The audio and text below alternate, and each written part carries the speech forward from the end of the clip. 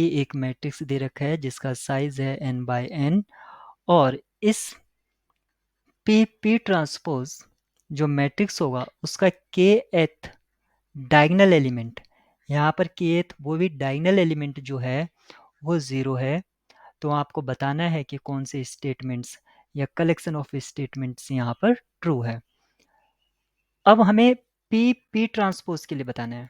सबसे पहले यहाँ पर ये सोचना है, अगर p ट्रांसपोज जो है वो भी एक स्क्वायर मैट्रिक्स होगा जिसका साइज होगा n बाय n और जो एंट्री 0 है वो डायगोनल में यहाँ कहीं होगी।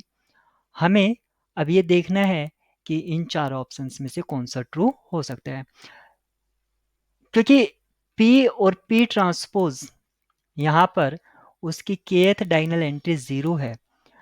तो हम मान लेते हैं कि मैट्रिक्स p ये है और जो kth डायगोनल एलिमेंट है, kth डायगोनल एलिमेंट वो कब आएगा, जब हम k रो को kth कॉलम से मल्टीप्लाई कराएंगे। ये ट्रांसपोज मैट्रिक्स है, दिस इज ट्रांसपोज मैट्रिक्स और दिस इज p मैट्रिक्स।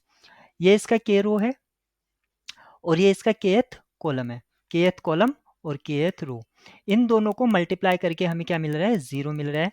तो हम मान लेते हैं कि kth रो जो है a b c d इस तरह से है और kth कॉलम जो है वो है a b c d, क्योंकि ट्रांसपोज से जो रो बनती हैं, ट्रांसपोज से क्या बनते हैं, रो कॉलम्स बन जाते हैं, कॉलम्स रो बन जाती है। तो ये जो रो है वो कॉलम बनेगा और इसी से हम इसके मल्टीप्लाई कराएंगे। अब इन दोनों की मल्टीप्लाई कब 0 आ सकती है, मान लीजिए, क्योंकि यहाँ पर ए की ए से करेंगे, बी की बी से करेंगे, सी की सी से और डी की डी से, यानी कि हमें मिलेगा A square plus B square plus C square plus D square equals to 0। ये किस केस में पॉसिबल है, ये तभी पॉसिबल है जब ए बी सी और डी सारे के सारे क्या हो जाएं, 0, क्योंकि जो स्क्वायर है वो कभी भी नेगेटिव नहीं हो सकता। नेगेटिव नहीं हो सकता है तो प्लस माइनस करके तो वो सब्ट्रैक्ट करके तो आएगा नहीं। इसका मतलब क्या है, सभी 0 हैं, यानी कि इसकी kth रो भी 0 है और kth कॉलम भी। ट्रांसपोज का kth कॉलम 0 है। अब जब हम इसको मल्टीप्लाई कराएंगे तो हमें मिलेगी p ट्रांसपोज।